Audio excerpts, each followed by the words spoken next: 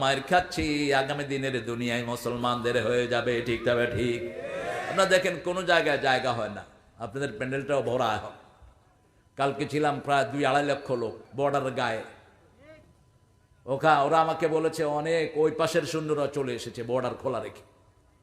কিসের বর্ডার? উঠিয়ে দাও ওগুলো, এগুলো মানুষের বর্ডার, এগুলো আল্লাহর না। ঠিক তবে ঠিক।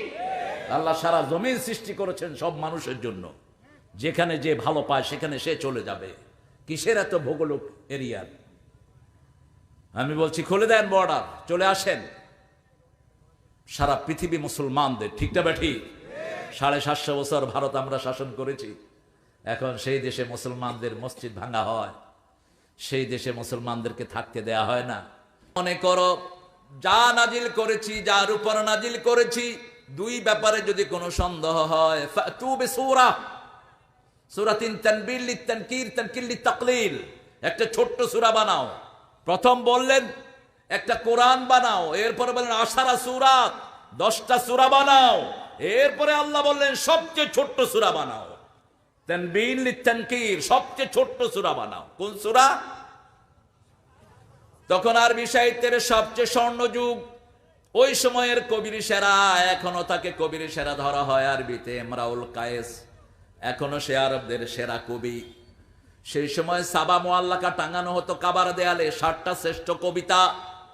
এই কবিতাকে বিট করার আগ পর্যন্ত কোনো কবিতা সেখানে উঠতো না। রাসূল কাউসার নিয়ে টাঙায়া দিয়ে আসো। একজন সাহাবী রাদিয়াল্লাহু আনহু কাউসার টাঙায়া দিলেন। এখন বড় বড় কবিরা নিজের কবিতা সব উঠিয়ে নিয়ে গেল, কারণ কবিরাই কবির মান বুঝে। ঠিক না বেটি?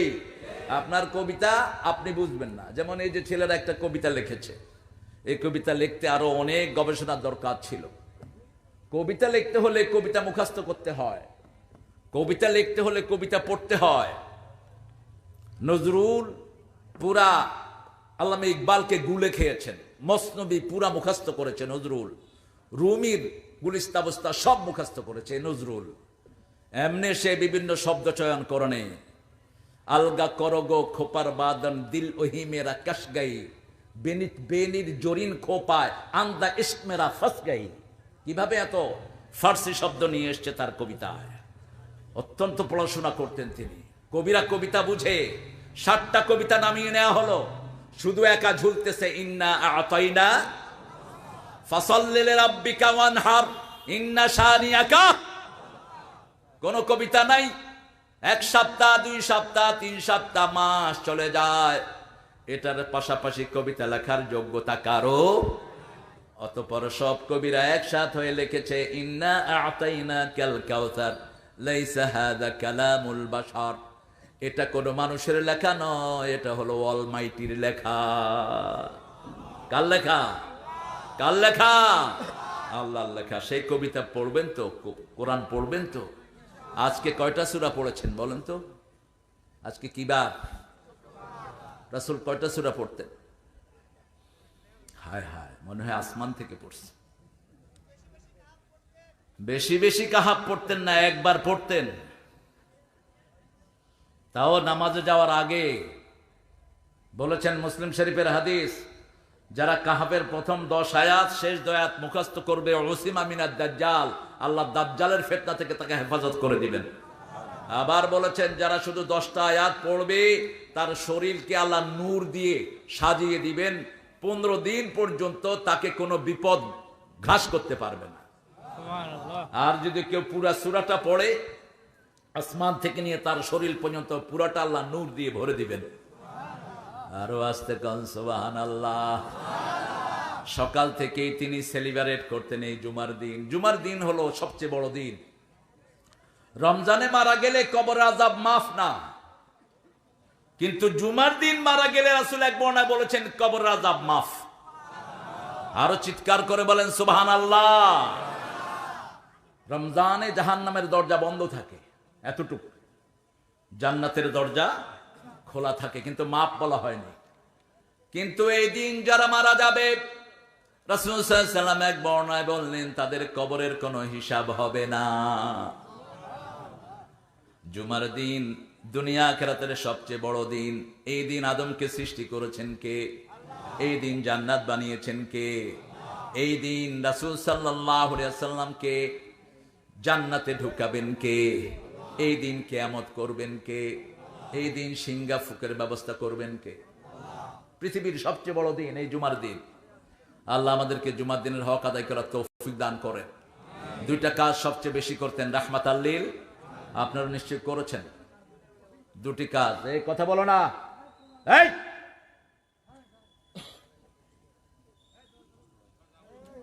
সরায় দাও এখান থেকে।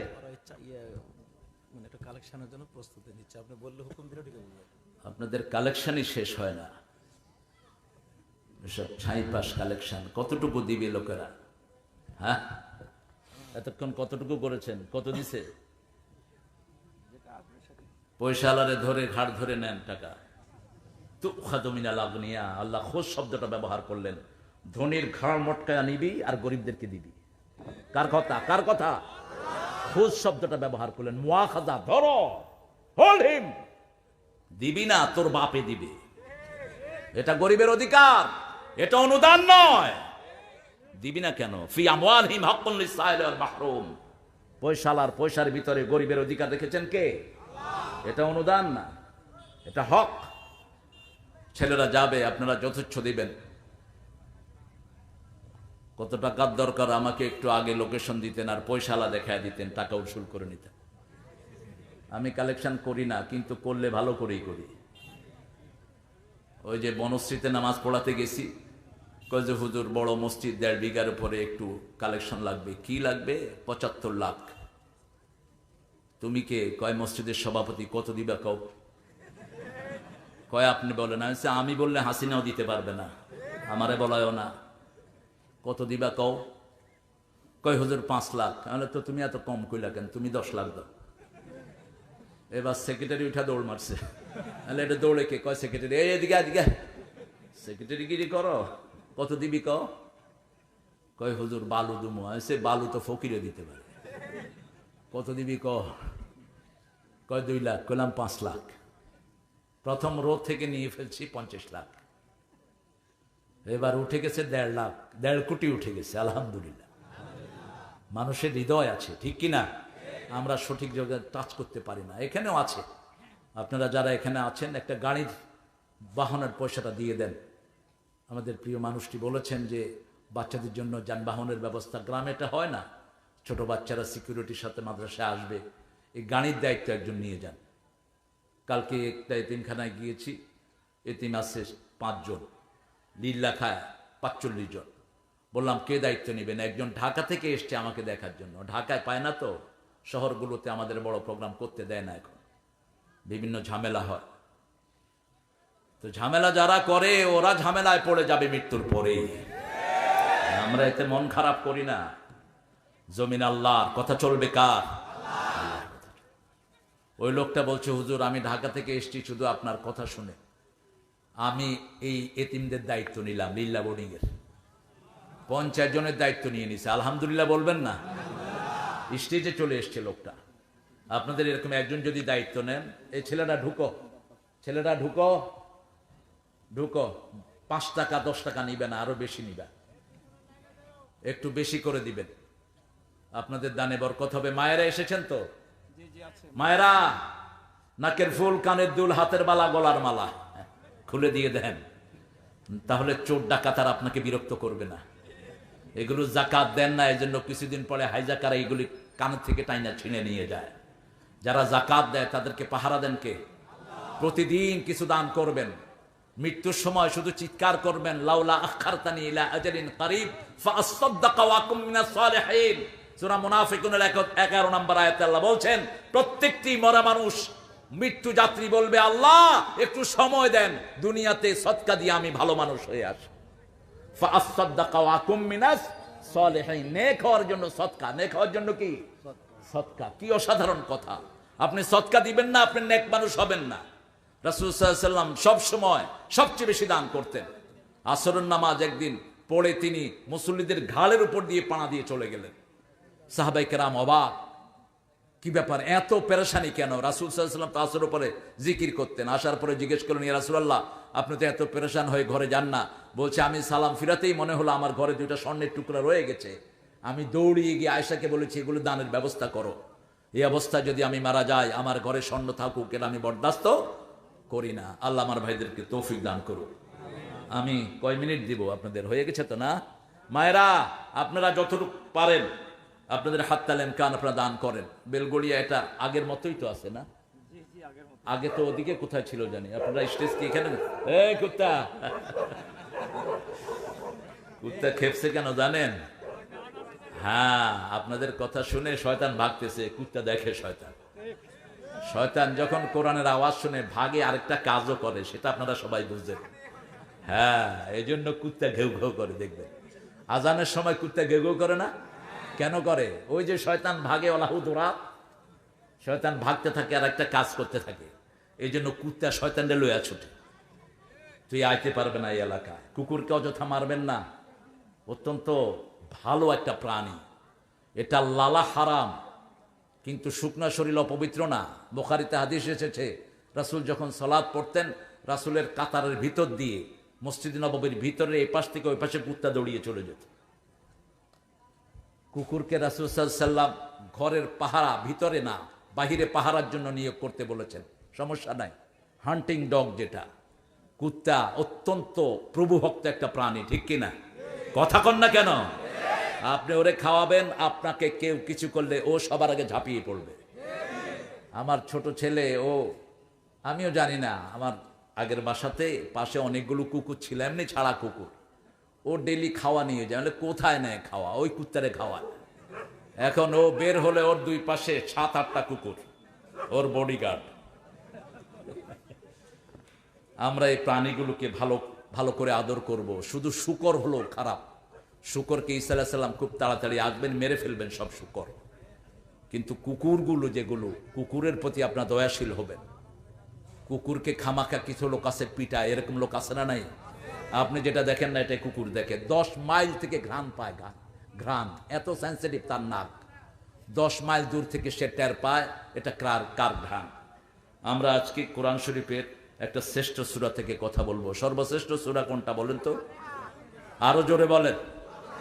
এই সূরা দিয়ে সব হুজুররা ফু দেয়, আপনিও ফু দিবেন। তাবিজ ঝুলাবেন না, যারা তাবিজ ঝুলায় তাদেরকে এলাকা ছাড়া করে দেন।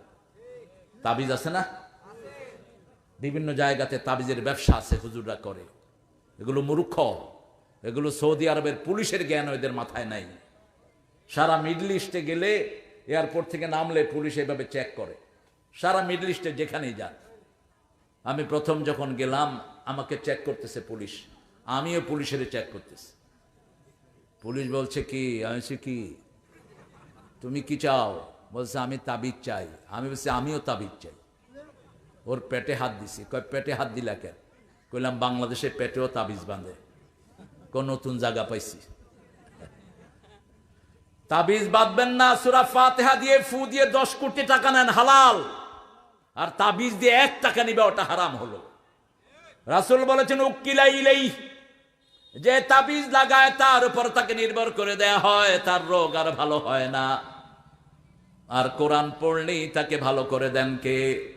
অনুনাজ্জিলু মিনাল কুরআনি মা হুয়া শিফাউ ওয়া রাহমাতুল লিল মুমিনিন ওয়া লা ইয়াজিদুয যালিমিনা ইল্লা খাসারা। যা নাজিল করেছি সবটাই কিউরেন্স, সবটাই আরোগ্যতা। আর মুমিনদের জন্য এই কোরআনকে রহমত বানিয়ে দিয়েছেন কে? আর জালেমদের জন্য দুনিয়াও শেষ, আখিরাতও খাসারা। খাসারাত দুনিয়া ওয়াল আখিরা, সব শেষ। জালেমরা কোরআন পড়বে, তাকে কোনো লাভ। কোরআন শুধু মুমিনতে রাজি আছেন তো? রাজি আছেন? 5 ওয়াক্ত নামাজ কোথায় পড়বেন? মসজিদে। রাসূল 5 ওয়াক্ত জামাত মসজিদে পড়তেন। কোন মসজিদ বেদাতি নাই, সব মসজিদে ঢুকবেন। আমাদের কিছু ভাইয়েরা বলছে অমুক মসজিদে যাবে না, অমুক মসজিদে যাবে না। আরে কি আজীব তামাশা! বুখারীর হাদিস, ওসমান রাদিয়াল্লাহু আনহুকে যে সমস্ত মুনাফিকরা মারার জন্য ঘিরেছে, ওরাই মসজিদ নববীর দায়িত্ব নিয়েছে এক সময়। লোকেরা ওসমান রাদিয়াল্লাহু আনহুকে জিজ্ঞেস করলো, ওসমান আমরা কি মসজিদ নববীতে যাব? বলছে যাও, নামাজ পড়ো, কিন্তু নামাজের পরে তাদেরকে মেনো না। ইসলামের খুনি যারা ছিল তারা নামাজের দায়িত্ব নিয়েছে। খারিজিদের পিছনে নামাজ পড়তেন আব্দুল্লাহ ইবনে ওমর। এই খাওয়ারিজরা বলতো তোমরা আমাদের মসজিদে আসো কেন? তিনি বলতেন হাইয়া আলাস সালাহ হাইয়া আলাল ফালাহ বন্ধ করো, তাহলে আসবো না। যতদিন হাইয়া আলাস সালাহ হাইয়া আলাল ফালাহ পড়বা ততদিন আমরা মসজিদে আসবো।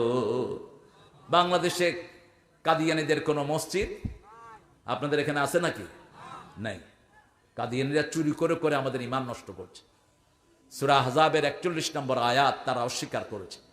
রাসূল যে শেষ নবী এটা তারা মানে না, এই জন্যই তাদের সাথে আমাদের বিরোধ, অন্য কোনো কারণে না।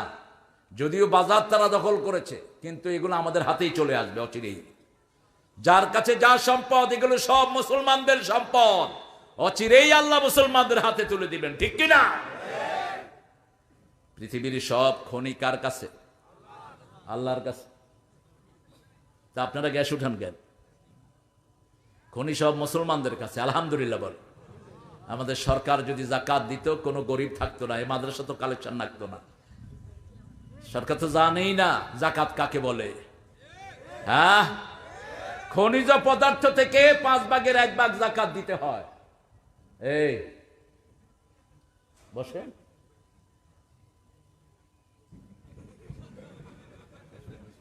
আমাদের ভালো মানুষ, আলহামদুলিল্লাহ বলে। এত সুন্দর মানুষ উঠে যায় কেমন? আপনাদের মেহমান, আলহামদুলিল্লাহ বলেন। আমি কোন সূরা থেকে কথা বলবো আমি বুঝতেছি না। এখানে আপনাদের মাহফিলের কততম মাহফিল এটাও দেননি, এটা দিলে আমার জন্য সুবিধা হতো। সূরা কাউসার থেকে আজকে কথা বলবো, আল্লাহ কবুল করুক। কাউসার জানেন তো সবচেয়ে ছোট্ট সূরা কোনটা?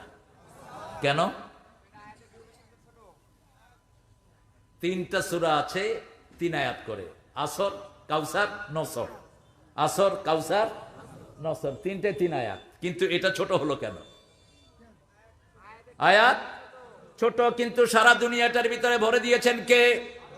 ইন্না আ'তাইনাকাল কাউসার নাজিল হলো যখন রাসূল সাল্লাল্লাহু আলাইহি ওয়াসাল্লাম প্রাণের প্রিয় সন্তান কাসেমকে হারিয়েছেন।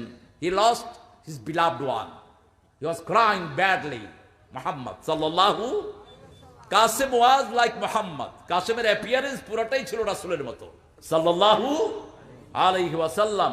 কাসেমের বয়স ছিল 8 বছর রাদিয়াল্লাহু আনহু আরদা। যখন কাসেম যখন মরে যায়, রাসূল অধরে কাঁদতেছিলেন, চোখ বেয়ে বেয়ে, দাড়ি বেয়ে বেয়ে পানি পড়ছে। সাহাবায়ে কেরাম বললেন, ইয়া রাসূল আপনি কাঁদছেন? বলছে আমিও মানুষ, আমার হৃদয় আছে, আমার ভালোবাসা আছে, আমার প্রাণের টুকরা সন্তান চলে গেল, আমি কাঁদছি, তবে বিলাপ করো না। বিলাপ যারা করে তাদের ঘরে আযাব শুরু হয়, ওই কবরে মুদ্দার আযাব শুরু হয়। 2টি কাজ করা যাবে না, 3 দিনা 40 করা যাবে না। মুদ্দার জন্য কোনো খাওয়ার আয়োজন করা যাবে। আল মাইয়াতু ইউআযযিবু বিবানিহি, ইমাম বুখারী অধ্যায় এনেছেন, যারা মুর্দার জন্য খাবার আয়োজন করে, চিৎকার করে, বিলাপ করে, কাঁদে, ওদের কবরে আযাব শুরু হয়। মুর্দা যদি নিষেধ না করে যায় তার কবরে আযাব শুরু হয়। রাসূল সাল্লাল্লাহু আলাইহি সাল্লাম কাঁদছেন। রাসূলের ঘরের ওই পাশেই ছিল আবু লাহাবের ঘর, মধ্যখানে একটা ওয়াল।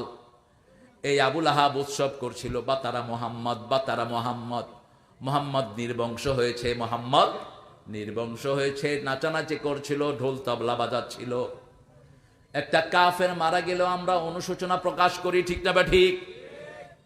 একটা হিন্দুর বাচ্চা মারা গেল তার জন্য আমাদের অনুশোচনা আছে না নাই? কারণ প্রত্যেকটি শিশু হলো ইসলামের শিশু। কার শিশু? শিশুদের মধ্যে কোনো পার্থক্য করবেন না। আপনার শিশুকে যেমন বুকে টানবেন, অন্য ধর্মের বাচ্চাকেও বুকে টানবেন।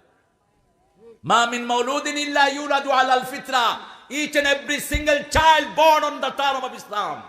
প্রত্যেকটা শিশু ইসলামের উপর জন্ম নেয়।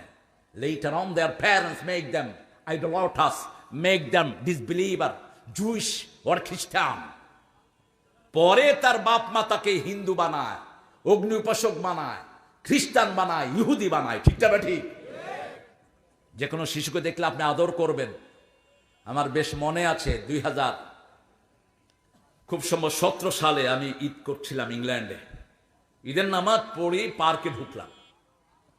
তো পার্কে দেখি যে অনেক বর্ণের ছেলেরা, সাদা কালো, বিভিন্ন ধর্মের বিভিন্ন বর্ণের ছেলে মেয়েরা। আমি ডাক দিলাম, hey boys and girls come here, we will have a celebration, এদিকে আসো। হাতে হাত ঢুকালাম, ঢুকিয়ে বললাম, রিড উইথ মি লা ইলাহা, কামিলা পড়তেছি আর বাচ্চাদেরকে নিয়ে দুলতেছি। বাচ্চাদেরকে জিজ্ঞেস করলাম, how do you feel? It's coming from our inside. মনে হচ্ছে এটা ভিতর থেকে আসতেছে। সুবহানাল্লাহ। প্রত্যেক মানুষের কলিজার ভিতরে কালেমা আছে না নাই? এর জন্য রিবার্ট বলা হয়, রিবার্ট, কনভার্ট না। কনভার্ট শব্দটি ভুল। একজন লোক যখন ইসলামে আসে তাকে বলতে হয় রিবার্ট। সে আগেও ইসলামে ছিল, এখন আবার ব্যাক করেছে, আলহামদুলিল্লাহ। প্রত্যেক মানুষের হৃদয়ের উপরে কার নাম লেখা আছে? আজ থেকে 1500 বছর আগে প্রথম ওপেন হার্ট সার্জারি হয় মিশরে। একজন মুসলমান ডাক্তার শুরু করেন। তিনি যখন সার্জারি করতেন, সার্জারি শেষ করে তিনি 2 রাকাত নামাজ পড়তেন, আল্লাহ শুকরিয়া আদায় করতেন। একদিন তিনিও খাট ওপেন করে হাড়টা মুছেই দেখে শুধু কান্না শুরু করলেন। অপারেশন করেও নামাজ পড়ছেন না, শুধু কাঁদছেন। অন্য ডাক্তাররা জিজ্ঞেস করলো, sir, every day after operation you offer 2 রাকাত প্রেয়ার, হোয়াট হ্যাপেন্ড টুডে? প্রত্যেক দিনই তো আপনি অপারেশন শেষ করে 2 রাকাত নামাজ পড়েন, আজকে কি হলো? বলছি, প্রত্যেক দিন আমি হাড়টা খোলার পরে হাড়টা দেখি না, আজকে মুছে দেখি হার্টের উপরেই আল্লাহর নামটা সিল মারা আছে। হার্ট আঁকলে কার নাম হয়? কথা বলেন না কেন? হার্ট আঁকেন, কার নাম হয়? আল্লাহর নাম। সেই হার্ট দিয়ে আপনি অন্য নাম ডাকেন কেন? রাসূল সাল্লাল্লাহু আলাইহি সাল্লামকে এত ব্যথা আবু লাহাব দিল। রাসূল সাল্লাল্লাহু আলাইহি সাল্লাম কাঁদতে কাঁদতে ঘুমিয়ে পড়লেন। হঠাৎ করে মুস্কি হাসির রেখা ঠোঁটের মধ্যে। ঘুম থেকে উঠলেন, মা আয়েশাকে ডেকে বললেন, ওই খাদিজাতুল কুবরা রাদিয়াল্লাহু আনহাকে ডেকে বললেন, ও খাদিজা, একটু আগে জিবরাইল আমিন আমার কাছে এসেছে, আমাকে একটা নেয়ামত দিয়েছে। ইন্না আ'তাইনা কাল কাউসার ফাসাল্লি লিরাব্বিকা ওয়ানহার ইন্না শানিয়াকা হুয়াল আবতার। হে নবী, আপনাকে কাউসার দিলাম, দুনিয়ার ছেলে বিদায় করে নিলাম, কিন্তু তার চেয়ে বিরাট নেয়ামত আপনাকে দান করে দিলাম। পরীক্ষা যত বড়, পুরস্কারও তত বড়। এখন আমরা মায়ের খাচ্ছি, আগামী দিনের দুনিয়ায় মুসলমানদের হয়ে যাবে। ঠিক তবে ঠিক। আপনারা দেখেন কোনো জায়গায় জায়গা হয় না, আপনাদের প্যান্ডেলটাও ভরা হয়। কালকে ছিলাম প্রায় 2-2.5 লক্ষ লোক বর্ডার গায়ে। ওরা আমাকে বলেছে অনেক ওই পাশের সৈন্যরা চলে এসেছে বর্ডার খোলা রেখে। কিসের বর্ডার? উঠিয়ে দাও ওগুলো। এগুলো মানুষের বর্ডার, এগুলো আল্লাহর না। ঠিক তবে ঠিক। আল্লাহ সারা জমিন সৃষ্টি করেছেন সব মানুষের জন্য। যেখানে যে ভালো পায় সেখানে সে চলে যাবে। কিসের এত ভৌগোলিক এরিয়ার? আমি বলছি খুলে দেন বর্ডার, চলে আসেন।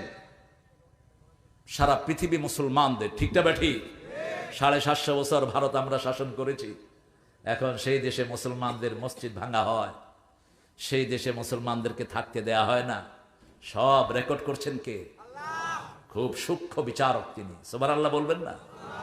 বাবরি মসজিদ যারা আক্রমণ করেছে একজনও দুনিয়া নাই, সব অন্ধ লুলা হয়ে দুনিয়া থেকে বিদায় হয়েছে। বারবার যে উল্লুকগুলো মুসলমানদেরকে জবাই করেছে তারাও একটাও নাই। কিন্তু রোহিঙ্গারা আছে না নাই? বাংলাদেশে ঢুকছে 10 লাখ, এখন 30 লাখ। কি খুশি হয়েছে মানুষ, টের পাইছে? বুঝেন তো? যাদের দেশে জনসংখ্যার অভাব বাংলাদেশে পাঠায় দাও। আমাদের ভাতের মধ্যে অনেক বরকত, আলহামদুলিল্লাহ বলেন। ইন্না, নিশ্চয়ই, আ'তাইনাকা, আই হ্যাভ গিভেন ইউ, আপনাকেই দিয়েছি কি? কাউসার। কাউসার মানে লিবার্টি, কাউসার মানে রিল্যাক্সেশন অফ ইউর লাইফ, কাউসার মানে liberty, whatever you enjoy in your life time. যা কিছু আনন্দ, যা কিছু উৎসব, যা কিছু ভোগ করেন সব হলো কাউসার। সব কি? কাউসার। এই পৃথিবীতে আমরা হাসি খাই, ভাত খাই, নুন খাই, যা কিছু আমরা ভোগ করি সব হলো পার্ট অফ কাউসার। আর চূড়ান্ত কাউসারটা কিয়ামতের ময়দানে একটা ঝর্ণা হিসেবে পান করাবেন কে? সব মানুষেরা পিপাসার্ত হয়ে যাবে। রাসূল সাল্লাল্লাহু আলাইহি সাল্লাম বলছেন, প্রথম সিঙ্গাফু দিবেন ইসরাফিল আলাইহিস সালাম। 100 বছর ঈসা আলাইহিস সালামের মৃত্যুর পরে প্রথম সিঙ্গাফু হবে। কয়শো বছর? একজন মুমিনও থাকবে না। লা ইয়াবকা আলাল আরদি মান ইয়াকুলু লা ইলাহা ইল্লাল্লাহ রব্বি আল্লাহ, জমিনের মধ্যে এমন কেউ থাকবে না যে বলবে আমার রব আল্লাহ অথবা লা ইলাহা। ঈসা আলাইহিস সালাম আসবেন, যে কোনো সময় আসবেন। সিরিয়ার একটা মসজিদের মিম্বারের উপর তিনি নাজিল হবেন। মুসলিম শরীফের বর্ণনা বলেছেন মুহাম্মদ সাল্লাল্লাহু। সিরিয়ার আরবি নাম হলো শাম। কি নাম? শাম। নূহ আলাইহিস সালামের 4 ছেলে, শাম, হাম, ইয়াফেস, কেনান। এই শাম সেমিটিক, আমরা হলাম শামের গোষ্ঠী। হামের গোষ্ঠী হলো কালো মানুষ। সেদিন নূহ আলাইহিস সালাম নৌকায় উঠে বলছিলেন, you shouldn't use your better half. পারিবারিক সম্পর্ক কেউ করবেন না নৌকায় উঠে। ওনার ছেলে শাম করে ফেলেছে। শাস্তি হিসাবে তার বংশধর সবাইকে আল্লাহ কালো বানিয়ে দিয়েছেন। আফ্রিকা এবং সুদানের ভিতরে এই কালোদের বাস। ইয়াফেসের গোষ্ঠী হলো সব এজুজ মেজুজ। 21টা গোত্র ছিল এজুজ মেজুজের। এই 21টা গোত্রের 20টাকে জুলকারনাইন পাহাড়ের ভিতরে বন্দী করে রেখেছেন। জবরাল হাদিদ পাহাড়ের মধ্যে তিনি তামা গলায়া, 50 হাত চওড়া, 200 হাত লম্বা, 2 মাইল পাহাড়, পাহাড়কে ঘিরে দিলেন আল্লাহর হুকুমে। কার হুকুমে? তিনি ছিলেন বিশ্বনেতা। 3 জন বিশ্বনেতা মুসলমানদের, 3 জন হলো কাফেরদের। কাফেরদের 2 জন চলে গেছে, আরেকজন আসবে। মুসলমানদের 2 জন চলে গেছে, আরেকজন আসবে। মুসলমানদের 2 জন বিশ্বনেতা সুলাইমান আল জিলকারনাইন, সামনে আসবে ঈসা আলাইহিস সালাম। আর কাফেরদের প্রথম বিশ্বনেতা নমরুদ, দ্বিতীয় বিশ্বনেতা বখতে নসর, তৃতীয় বিশ্বনেতা আসবে দাজ্জাল। কে আসবে? দাজ্জাল। দাজ্জালকে আমরা চিনবো, আল্লাহ চিনার তৌফিক দান করেন। যারা নামাজ পড়েন না, রোজা রাখেন না, কোরআনী দল করেন না, তারা দাজ্জালকে চিনতে পারবেন। আমরা সব নামাজি হব। রাজি আছি তো? রাজি আছেন? মোমেন হব আগে। আগে কি? মোমেন। যে নিজে পেট ভরে খায়, প্রতিবেশীর খবর রাখে না, ও মোমেন না। যে নিজের জন্য যা পছন্দ করে, অন্যের জন্য যদি তাই পছন্দ করে, সে মোমেন। আহিব্বা লিন্নাসি মা তুহিব্বু লিনাফসিক। ছোট্ট ছোট্ট সিনেসিস দিয়েছেন রাহমাতাল লিল আলামিন। এই পৃথিবীর সর্বশ্রেষ্ঠ ডাক্তার ছিলেন তিনি। এক সাহাবী এসে বলছে, আজনি আজিন্নি আন আজনিয়া, আমাকে অনুমতি দেন, আমি জিনা করব। আরো আসতে কন্যা নাউজুবিল্লাহ। এখন যদি আপনার ইসমাইল হুজুরকে এসে এরকম কেউ বলে, আপনারা কি করবেন? পিটাই গো। দেখছেন অবস্থা? সারা দুনিয়ার সর্বশ্রেষ্ঠ ডাক্তার চুপ। আবার বললেন, অনুমতি দেন, give me permission, I want to commit adultery, আমি জিনা করব, অনুমতি দেন। রাসূল চুপ করে আছেন সাল্লাল্লাহু। আবার বলছে, রাসূল সাল্লাল্লাহু আলাইহি ওয়াসাল্লাম বললেন, কি হয়েছে?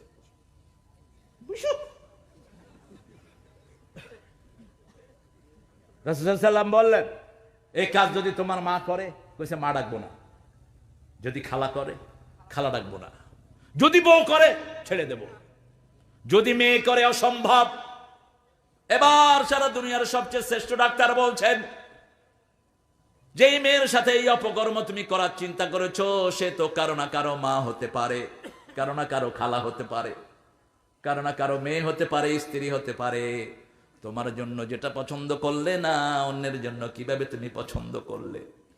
সাহাবী কেঁদে ফেললেন, বললেন, ইয়া রাসূলুল্লাহ, জীবনে আমি আর এই কাজ করব না। তওবা করলেন তিনি। কি অসাধারণ চিকিৎসক তিনি।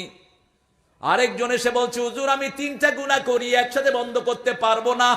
আমি মদ খাই, আমি বাজে কাজে যাই, আমি মিথ্যা কথা বলি। আপনি আমাকে একটা নির্দেশ দিবেন, একটা আমি করব।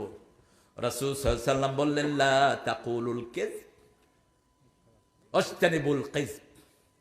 এটা পড়তেন তিনি খুব, মিম্বারে বসেই পড়তেন রাসূল সাল্লাল্লাহু আলাইহি ওয়াসাল্লাম, আস্তানিবুর রিজতা মিনাল আওসাম আস্তানিবু কাওলাজ জুর। ও দুনিয়ার মানুষ, মূর্তি পূজা ছেড়ে দাও, ছেড়ে দাও মিথ্যা কথা। মূর্তি পূজা যেখানে, মিথ্যা কথা সেখানে, মিথ্যা মামলা সেখানে। যারা মিথ্যা মামলা দিয়েছো, দুনিয়াও শেষ, আখিরাতও। ওই লোক যতক্ষণ মাফ করবে না, আল্লাহ তোকে মাফ করবে না। খবরদার, তোর হাত, তোর পা, তোর চামড়া তোর বিরুদ্ধে সাক্ষী দিবে। সাহাবী বললেন, ইয়া রাসূলুল্লাহ, আমি মিথ্যা কথা ছেড়ে দিলাম। বাড়িতে গেলেন, কোন মানুষ যখন অপকর্ম করে, সে সত্য কথা বলে যায় না, মিথ্যা কথা বলে যায়। ঠিক না বেঠিক? বাড়ি থেকে আসতে কেউ বলে না অফিসে যাচ্ছি ঘুষ খাওয়ার জন্য, বলে বলে, বউ কই গো, তুই আর আমার ঘরে ফিরবি না, তুই বাইর হ। কারণ প্রত্যেকের ভিতরে হারামের প্রতি নিষেধাজ্ঞা আছে না নাই? এই জন্য এটাকে বলা হয় মনকার। কি বলা হয়? মনকার মানে মন নিষেধ করে। মন নিষেধ করে, আপনার ইন্দ্রিয়গুলো নিষেধ করে, আপনার শরীরের অঙ্গ প্রত্যঙ্গ নিষেধ করে, ডোন্ট ডু দিস, এটা করো না, করো না, করো না। আপনি দেখবেন একটা খারাপ কাজ করতে গেলে অনেক রকমের বাধা আসে, ঠিক না বাটি? চারিদিকে চকবক করে, বিড়ি যখন নতুন খায় এক টান দেয় আর চারিদিকে ঘুরে, কেউ দেখে কিনা, তার মানে এটা খারাপ কাজ। এটা কি কথা বল, খারাপ কাজ, গোপনে টানে। আপনারা তো ভালো মানুষ। সিলেটে এক মসজিদে গিয়ে দেখি 3 জনে বিড়ি খাচ্ছে মসজিদের ভিতরে। বললাম, আপনারা কারা? কয়, আমি ইমাম, উনি সেক্রেটারি, উনি সভাপতি। আমিও মুখ বেঁধে হঠাৎ করে ঢুকে পড়ছি মসজিদে। রাসূল সাল্লাল্লাহু আলাইহি ওয়াসাল্লাম যখন সফর থেকে আসতেন 2 রাকাত নামাজ পড়তেন। কয় রাকাত? আর একটা দোয়া পড়তেন, পড়েন, তাইবুনা আইবুনা হামিদুনা লিরাব্বিনা সাজিদুন, তাইবুনা আইবুনা হামিদুনা লিরাব্বিনা সাজিদুন।